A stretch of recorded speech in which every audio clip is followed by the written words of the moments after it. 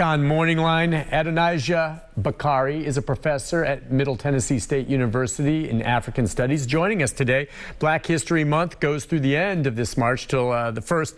Hey, I'm curious, the students you teach there, and you teach African Studies, what kind of coursework is it? And tell me a little bit about your students, Professor, and what they're interested in. They're the young people, they're the future, and how much they're aware of, you know, the things we're talking about this morning. Our program is titled Africana Studies. We have a major in what was once African American Studies. We have a major and minor. Then we also have a minor in African Studies. And, you know, the only difference between those two programs is that the African Studies minor really just deals with Africa. The Africana Studies major and minor deals with Africa and the diaspora. So the Caribbean, South and Central America, North America, you know, Europe. So that's the Africana Studies. So a student could do a major in Africana Studies and need about 36 hours worth of credit, along with, as part of their 120-hour BA or BS. Okay. And I take classes in English. It's a multidisciplinary major and minor. So faculty members from across campus, we have faculty members in business, in art, in music, in sociology, English. So a student could take a class on African-American women writers, Black literature, and they got credit out of English. I teach, this semester I'm teaching a class on the rise and fall of Black power. We have classes on the civil rights movement. We have classes on Mexico and the Caribbean. You know, people don't know that there were African people, you know, in Mexico. So a whole host of classes that cover just really a wide array of topics. We have classes, and not only classes, but our faculty is very diverse. Black, white, men, women, you know, historians, sociologists, economics professors. So a student would come here and they would, you know, walk away with the understanding of the Black world in total, okay, and the history of that of Black folks, both in Africa, in the diaspora, in the Americas. Are most of your classes, I mean, you have a mixed bunch in there. Are there undergraduates, most of them? So for our program, we only have an undergraduate degree. And the Africana Studies program, we're embedded in the history department. Okay. Because we're not a department, we're a multidisciplinary program. So a student might do a minor in Africana Studies and do a major in history, or they might do a major in Africana Studies and a minor in history. And with that, either of those combinations, they could go on to do a master's. And at MTSU, we have a PhD in public history. And public history is really a wonderful field of exploration. And, you know, students are coming out with degrees in public history, and before they even graduate, they've got job offers and, you know, serious ability to walk right into a job. So, no, they can't do a master's or PhD in African or African American Studies, Africana Studies at MTSU, but they could round out their understanding of Black history with a master's or PhD in history. I wonder if you feel that MTSU is unique in some way in that it is sensitive to all of these types of important topics, because you're likely one of the few major universities in the entire country, certainly not the only one, that has an African-American president in Dr. Sidney McPhee. I'm just wondering, do you have conversations with him about it? And I'm wondering how he feels, especially as he probably interacts with other major university presidents, almost all of whom are white.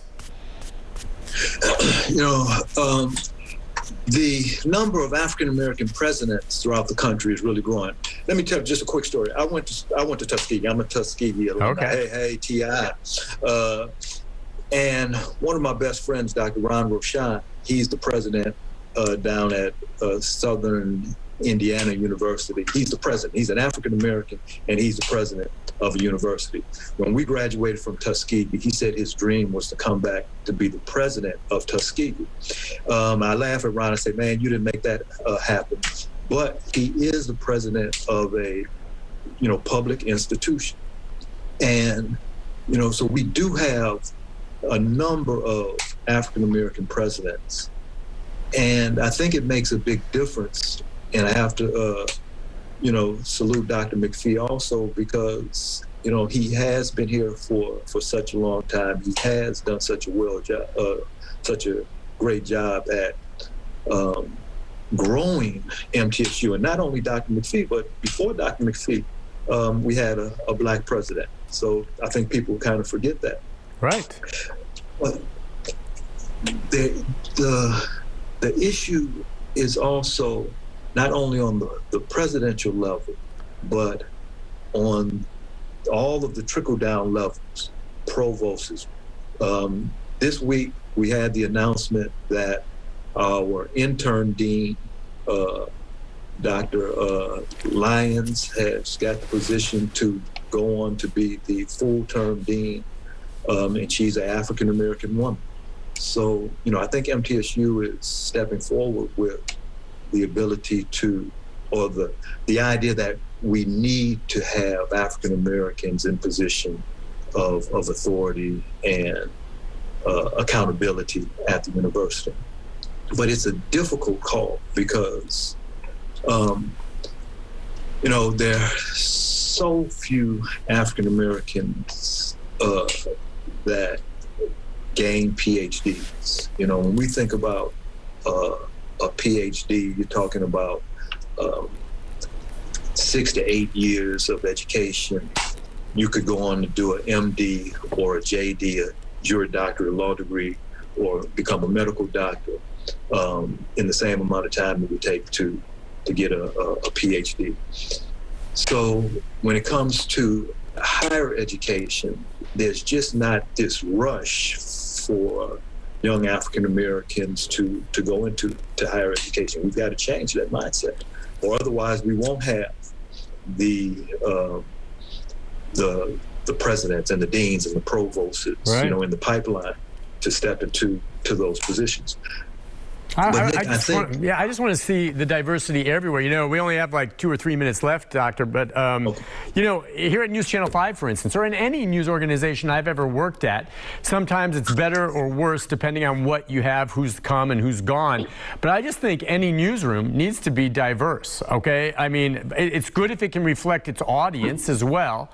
And even if it doesn't, if I happen to be working at a TV station in Minnesota where maybe the population happens to be more predominantly white, I still want to have a diverse newsroom because it brings a different maybe look at everything.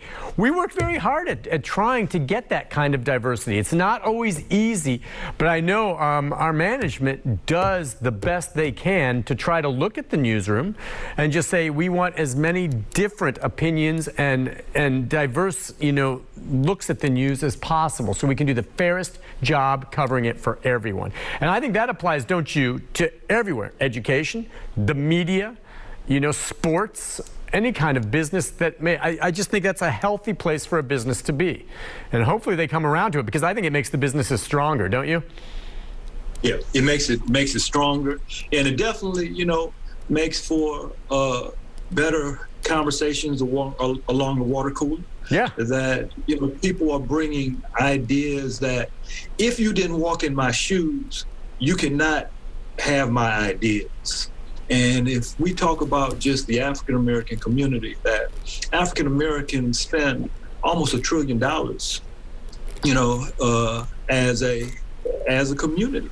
And any organization that isn't looking to or doesn't know how to tap into that resource. And when I say tap into it, I don't mean the economic resource, but I mean the mental resource is really missing out. Nick, if you all want some really good workers, we have Black and brown students at MTSU that are majoring in journalism. Yep. That will rock your socks, right? Knock your hey, socks listen, off. I know that. I'm going to send them your way. Yeah, you should, and you make sure. You know, I mean, our former anchor Sure. Chris Clark taught there for quite some time as well, and pointed a lot of very fine reporters, associate producers. We're lucky we have MTSU so nearby because it's a great feeder for us, you know, for a lot of these young graduates who are really good, ready to hit the ground running of all races. We've hired a lot of people from MTSU, so you make sure you let them know that, all right? Say, hey, don't forget, you contact Nick at Channel 5. They have openings, and we're always looking for good candidates for that. Hey, listen, Professor Bakari, I really appreciate you coming on this morning, you know, and talking about this. We'll do it again. You know, it shouldn't be just once every year, you know. I mean, yeah, I know this is Black History Month, but, you know, this is something worth talking about throughout the year, or at least thinking about. I really appreciate you coming on this morning. Thank you for having me. And, you know, can I just do a shout out for our Black History Month committee at MTSU? You Daniel bet. Green is the chair of the committee. And the committee has done such a great job at pulling together, you know, a group of well-noted speakers and activities. Awesome. Well, and making you available to us. So tell him thank you, and thank you. You did a great job this morning. Appreciate it. We'll talk again, sir. Thank you for your time. Bye-bye. All right. Have a good day. Listen, we'll take a break. I'll be back with a programming note right after this. Stay with us.